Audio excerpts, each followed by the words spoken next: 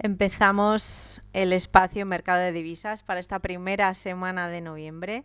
Todas las novedades y el panorama del mercado Forex y las divisas un poco que están más en el candelero, que se pueden mover más o menos. Y, bueno, posibilidades de operativa. Vamos a empezar comentando, como siempre, con Gonzalo Cañete. ¿Cómo estás, Gonzalo? ¿Qué tal, Alba? ¿Cómo estás? Aquí, encantado de estar con vosotros una vez más. Estratega jefe de TFX Connect y un lujo siempre tenerte con nosotros. Tenemos varias cosas que comentar porque yo recuerdo haber hablado contigo, porque era una figura diaria, que el USD Yen tenía objetivos alcistas y el USD Yen esta semana terminó de alcanzar pues, un segundo objetivo alcista que tenía de swing para diario y está también en una resistencia. Entonces, cuando los pares o los activos llegan a resistencias, a estructuras clave, siempre hay quien pregunta, bueno, ¿y ahora qué, no? ¿Y ahora qué? Pues ahora lo que tenemos que hacer es mirar, no sé cómo lo ves tú, los futuros del yen y ver un poco la reacción que siga teniendo el yen para, de alguna manera, llevar eso a operar al par USD yen. En el caso de que el yen suba, tendríamos un posible recorte justo en resistencia. Y si el yen de alguna manera esta semana lo venden, podrá con esa resistencia el USD yen, porque hace exactamente lo contrario. Entonces, no sé si tenemos algún cotilleo, alguna cosita de estas con la nuestra Margaret Thatcher japonesa, porque las bolsas han ido muy bien, pero bueno, pues ya hemos visto que el yen ha sufrido un poquito, pero también se ha visto impulsado el USD yen por todo lo del dólar que lo comentaremos luego. Así que, ¿qué dos catalizadores tenemos para que haya un cambio o un giro que descanse un poco el USD yen? Pues que caiga y respire el dólar o que suba el yen. Por la parte del yen, ¿cómo lo ves? Por la parte del yen, yo lo que veo es que la llegada de la nueva Margaret Thatcher a Japón, la nueva primera ministra japonesa que prometía expandir económicamente la economía japonesa, más gasto, contención de la política monetaria restrictiva, que la mencionamos, incluso algunos ex miembros del Banco de Japón dijeron que por qué no, si había funcionado durante más de 10 años la política monetaria de tipos de interés cero o negativos, no mantenerla. El problema es que Japón, el último dato que tuvimos de inflación, que fue la de septiembre, quedaría por ver ahora la de octubre, pero la de septiembre repuntó de 2,7 al 2,9 la inflación.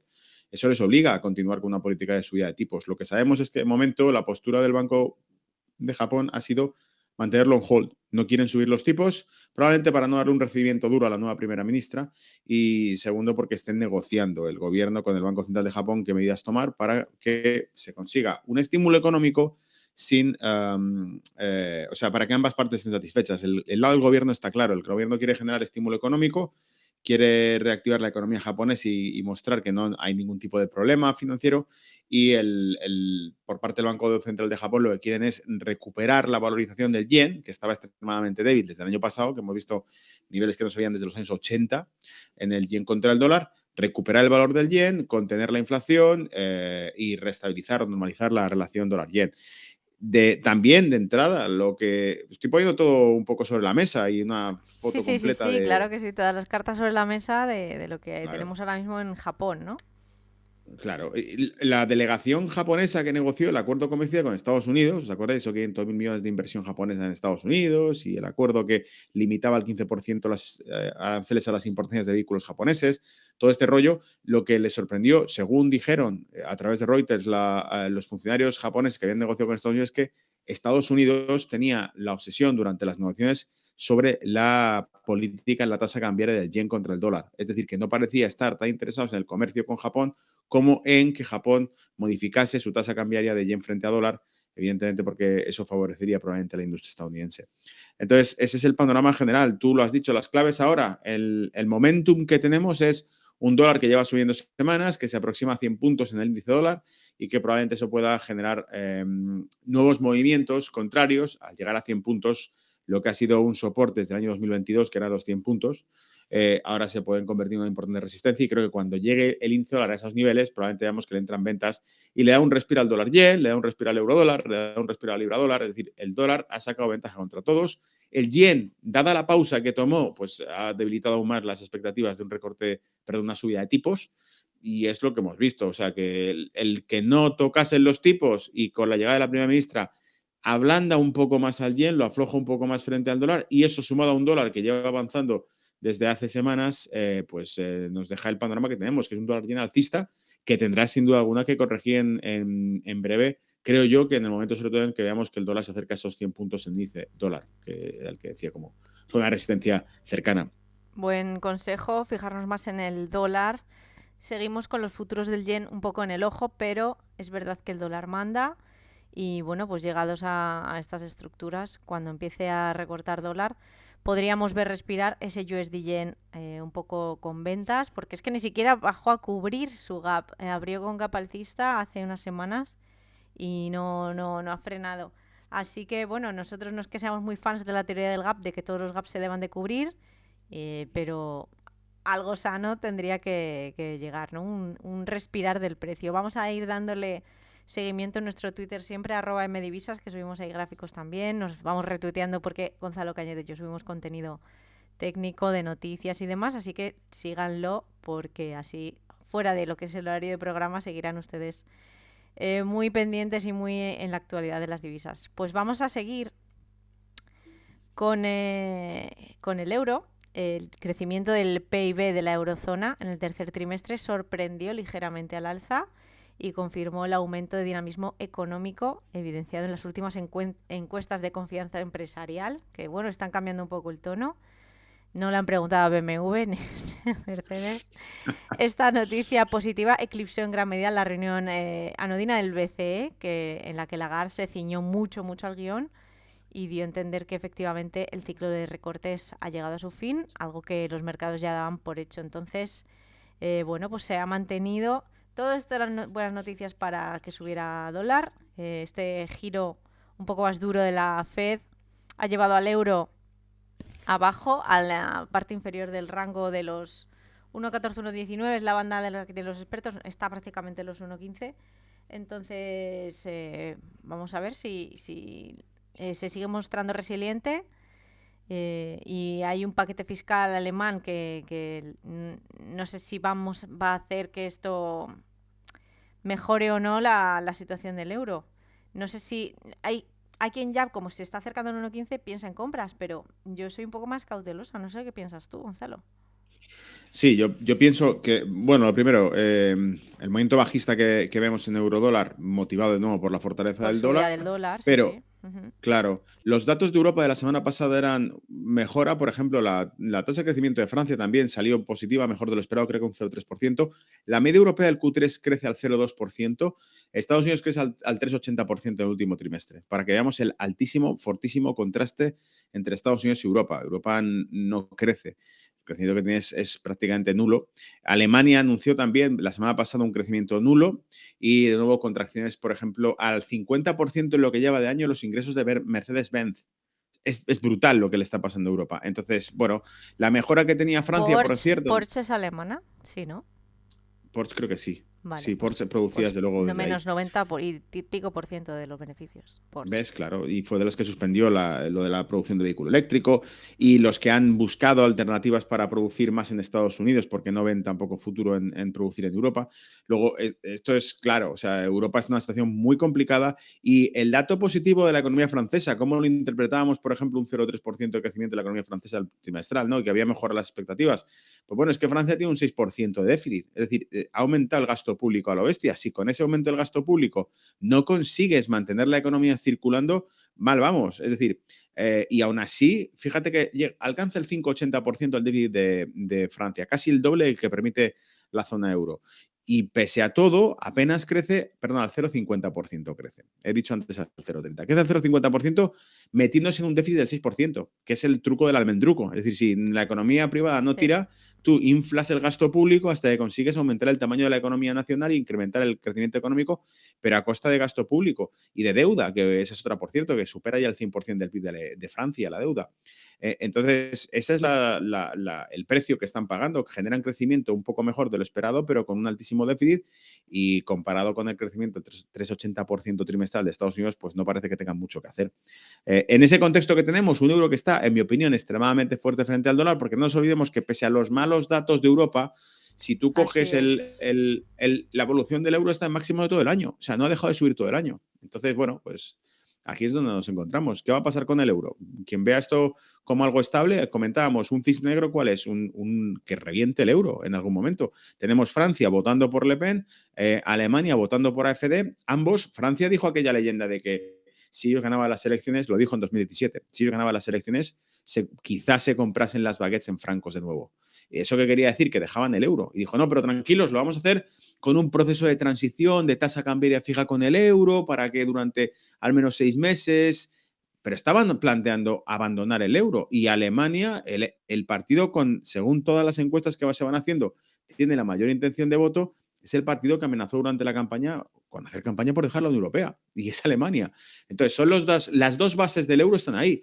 Oye, el euro sigue subiendo, no descuenta ningún tipo de riesgo político en Europa. Yo creo porque, el proceso democrático no tiene nada que ver con lo que ocurre en Europa, es decir, que están asumiendo que vote lo que vote la gente no va a cambiar el guión. Y lo cual pues es casi más triste todavía, pero desde luego nos deja un panorama complicado, sobre todo pues sabiendo eso, que la mayor parte de la demanda de euro está hecha por pues, el euro digital, que es el candado para evitar que la inversión se vaya. Yo creo que es eso el euro digital. La prisa por meterlo es evitar que la inversión salga de Europa. Recuerdo haber hecho pues antes del famoso 10 de octubre, un directo con unos traders de Wall Street.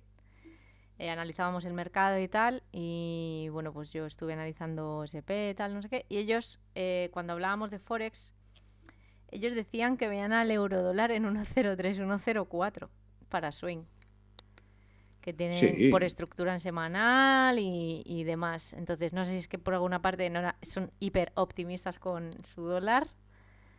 1.03, 1.04... Ahora, igual que otras veces que llegó al 1.02, no llegó a la paridad exacta, tardó. Estamos en noviembre, pues quizás se nos vaya a quedar un poco en esta zona, pero yo no metería compras tal cual. Las compras aquí son arriesgadas y las compras en libra dólar también. No sé si quieres comentar algo más del euro dólar, porque si no pasamos también al libra dólar y ya ligamos, ¿no? No, yo creo que eso es todo. O sea, realmente es la precaución ante un euro que está excepcionalmente fuerte, sin que existan fundamentales detrás, con una Europa que no crece, porque Alemania es verdad desde año consecutivo sin crecimiento. Así que mucha precaución. Y yo diría que si sacamos gráficos de largo plazo desde el año 2008, la tendencia bajista euro-dólar te lleva no solamente al 1,04, 1,05, son zonas históricas de soporte, 1,03 que fue tocando en 2017 y vuelto a tocar de nuevo recientemente en 2022, si no me equivoco, pero tenemos también, por supuesto, por debajo eso, es decir, 0,95 por debajo del 0,95 ALBA, que sería lo nunca visto si realmente vemos que la tendencia de 2008 se sigue cumpliendo y baja el euro contra el dólar. Y que se espera que si hay un euro fuerte y un euro débil, en donde nos vamos a meter que es el euro débil, no estará por ahí o peor. O si volvemos a la nueva peseta, ¿dónde va a estar la nueva peseta con respecto al dólar? Es que eso va a ser una debacle en caso de que pase. Quiero decir que sí, tampoco sería tan raro, dentro de que se aguante el euro, verlo por cerca de la paridad. Sí, no, eso no es descartable. Yo sigo pensando que ese es el plan. Lo único que ha distorsionado eso ha sido el ímpetu de Donald Trump por hacer que el dólar se abaratase. Pero si no hubiese cambiado ese guión, estoy seguro que el euro estaría mucho más débil que el dólar. Sí, claro, sí, mapa de ruta, claro. Lo teníamos ahí. Pues cambiamos a libra dólar, que ya comentamos la semana pasada, que estaba en un rango muy, muy claro, que si perdía esos 1,33 tenía un tirón para abajo. El que proponíamos aquí era más o menos conservador, de unos 60 pips. Bueno, es que ha bajado hasta el 1,3150 y el 1,31. Estamos hablando que ha llegado a 200 pips más abajo desde esa rotura, haciendo máximos decrecientes. Cuando los activos empiezan a hacer máximos decrecientes, pues hay que añadir a la posición a favor, en este caso ventas. Y aquí es en donde la libra está formando divergencias alcistas, queriendo recuperar. Pero es que claro, tenemos pues bueno, que se espera que haya una potencial caída de la productividad en Reino Unido, que haya una revisión a la baja de las previsiones de crecimiento elaboradas por la Oficina de Responsabilidad Presupuestaria. Bueno, tenemos cositas con implicaciones gravísimas para la economía británica en 2026. Entonces, ¿es posible un repunte en los 1,31? Es posible un repunte en los 1,31, pero para swing yo no me mojaba con la libra dólar ahora mismo.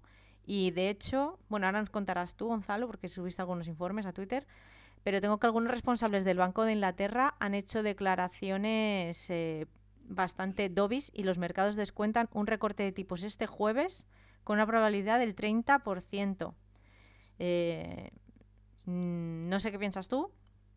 Es muy posible que los tipos se mantengan intactos porque es un 30%, pero bueno, vemos que el rendimiento de la libra pues está bajando, que se está creando una oportunidad de compra, pero esta oportunidad de compra, ojo, no nos engañemos, que no sé yo si va a ser muy a swing al alza. Tenías por ahí un calendario económico también, no sé si quieres comentar.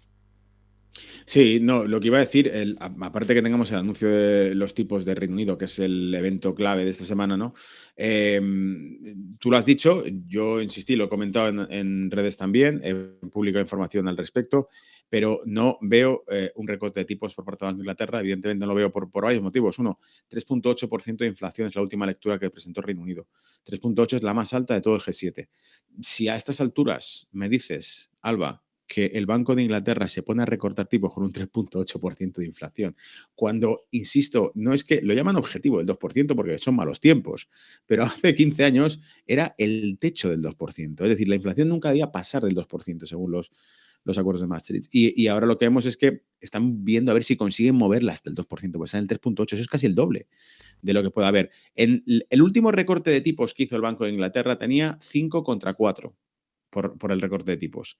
Eso quiere decir que estaban prácticamente en tablas. De esos 5 contra 4, dado el panorama actual, hay que ver la revisión del gobierno británico, que promete recortar gasto, ajustar el presupuesto, pero también incrementar los impuestos para financiar parte del gasto. Hemos visto también, ha mejorado en parte los rendimientos de los bonos británicos, que son lo que refleja realmente la confianza que se tiene en la economía británica. Y los rendimientos de los bonos han mejorado ligeramente. Es decir, publicaba hoy precisamente que nos contaba Bloomberg, ¿no?, en un gráfico. Fíjate que bien los rendimientos del bono británico que han caído a mínimos del año, ¿no? O algo así tenía por aquí publicado. Y el gráfico, digo, bueno, es que echas un vistazo al gráfico con atención, vas a darte cuenta que en medio plazo, en el largo plazo, puedes ver que el patrón es idéntico. No estamos viendo rendimientos en bonos como los actuales. Fíjate, pone el mejor mes en casi 2 años, decía Bloomberg, ¿no?, sobre el rendimiento del bono británico. No estás viendo esos niveles que se están aproximando ahora desde prácticamente, tengo por aquí el gráfico, en el caso de Reino Unido nos aproximábamos al 4,8% de rendimiento del bono a 10 años. Esas cifras no se veían desde el año 2012, 2011 y son idénticos los patrones gráficos. Si uno grafica el bono a 10 años de Reino Unido, grafica el de Francia, grafica el de Alemania, grafica el de Estados Unidos, todos son idénticos, excepto el de Estados Unidos, que es uno que muestra más debilidad y que evidentemente muestra la baja los rendimientos del bono, lo cual quiere decir que es menor riesgo. Pero evidentemente están sobrecalentados los bonos, no hay confianza en la economía británica como no la hay en la alemana ni en la francesa. Y desafortunadamente este patrón hace un par de años no existía. Es decir, hace un par de años todavía se veía si la economía británica se iba a aproximar más hacia Estados Unidos o hacia la economía europea. Por desgracia, todo apunta a que se aproxima hacia la europea. No puede recortar tipos, cosa que la europea se ha hecho porque tiene un 3,8% de inflación y porque evidentemente el Banco de Inglaterra tenía ya prácticamente la mitad en contra en recorte de tipos, por lo que pueda suceder y porque tendrán que estar pendientes de primero cuál va a ser el programa fiscal. Hay dos formas de dirigir la economía, una vía monetaria, otra vía fiscal. El Banco de Inglaterra dirige la vía monetaria y está esperando a ver qué hacen en la vía fiscal para mover ficha. Pero yo no creo que, al menos en lo que llevamos de año, el año que viene, sí, si las expectativas de inflación que tienen ellos son correctas, que es que la inflación se vaya desinflando, se vaya disminuyendo, podrán recortar tipos, pero en este momento yo creo que la prioridad será lo que queda de año, no tocarlos. No tocarlos, con lo cual lo dejamos todo a merced del dólar y tenemos al dólar, nuestro billete verde, muy fuerte, rompiendo. Le ha costado un par de semanas, pero ha roto al final al alza. Cabían cualquier posibilidad, al alza o a la baja. Y estábamos todos esperando pues si hacía una cosa u otra para abrir largos o cortos en eurodólar y libra dólar. Y al final ha sido al alza. Así que ¿para qué pelear contra el mercado? Pues cortos eurodólar, cortos libra dólar.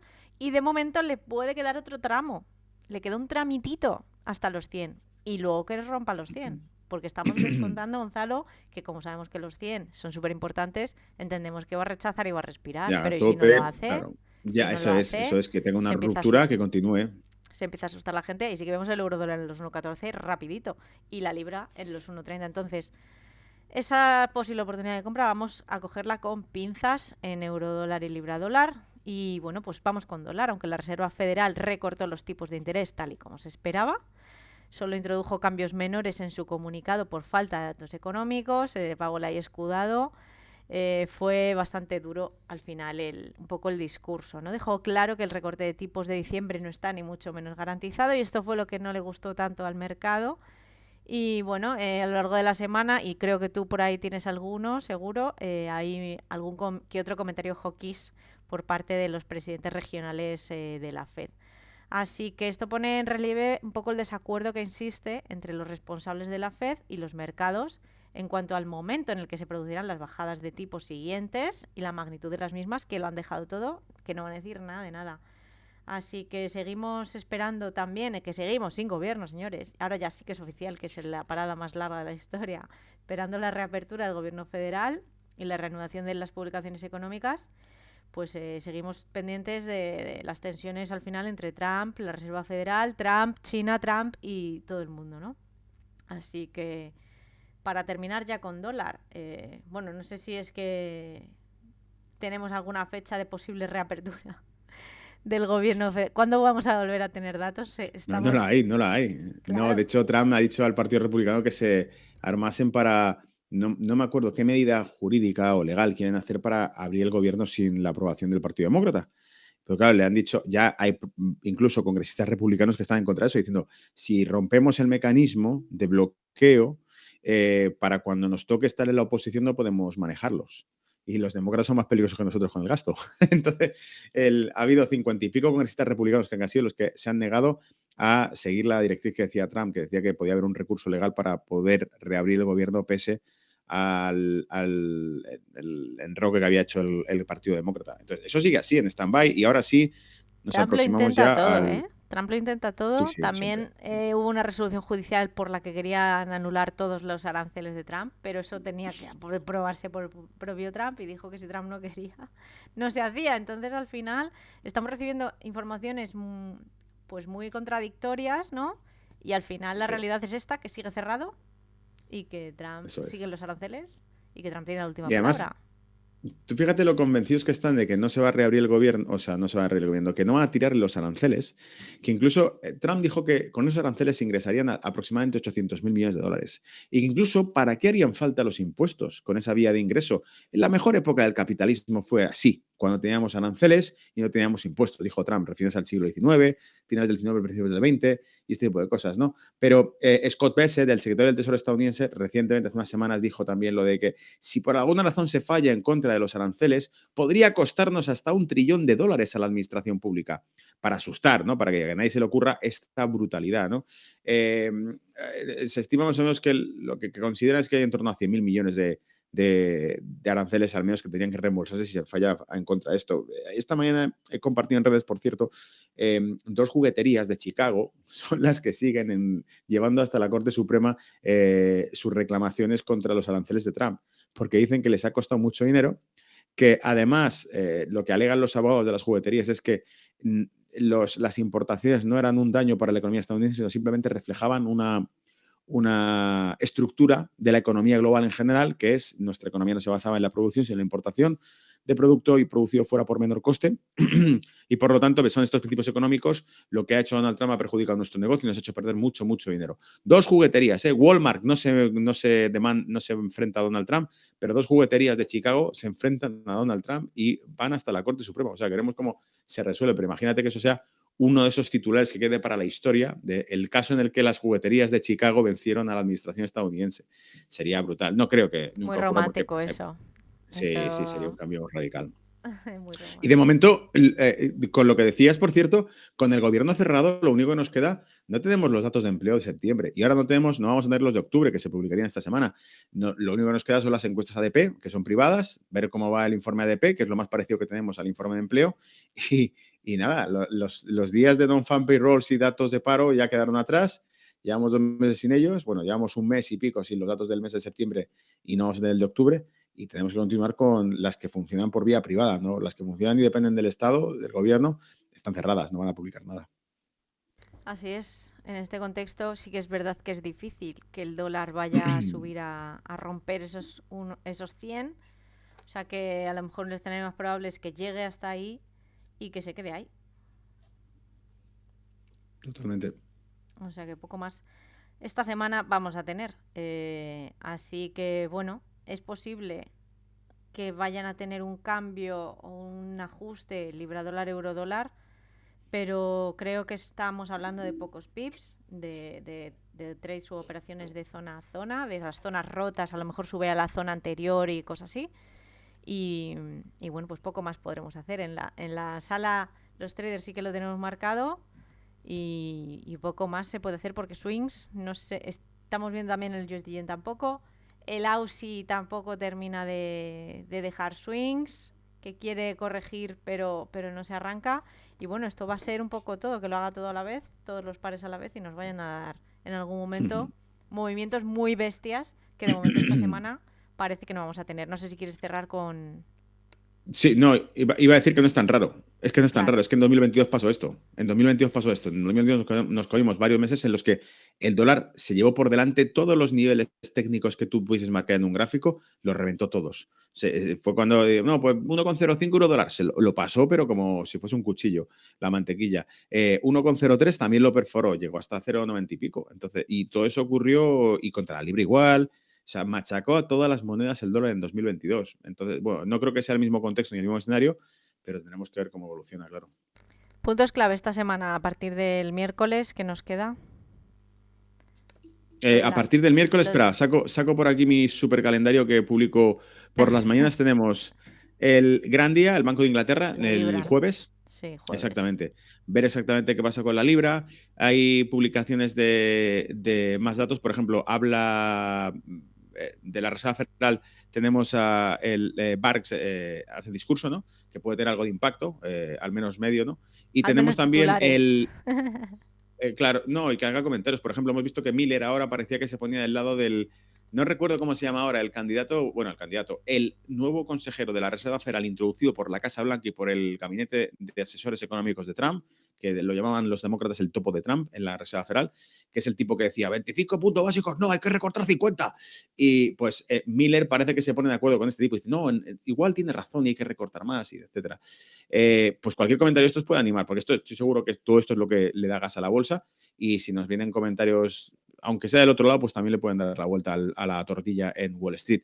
El viernes tenemos datos críticos de Canadá, porque tenemos los datos de empleo, y también tenemos datos de comercio de China. Entonces, la balanza comercial de China y los datos de empleo de Canadá, pues también puede que se afecten, porque hemos visto en el caso de Canadá, por cierto, pues igual con los acuerdos que anunció Donald Trump de que iban a hacer una reserva de minerales especiales con el G7, Canadá es la clave de todo eso porque es el que tiene más recursos y porque el que le han puesto en el punto. Si todo eso evolucionase, pues serían pues el G7 organizándose para el incremento de explotación minera y todo dirigido desde Canadá, pues Canadá en teoría le debería ir bien. Así que podemos ir observando también la economía canadiense y el CAT como interesantes por el panorama que se va reconfigurando, que no es otra cosa que una desglobalización o una economía de bloques.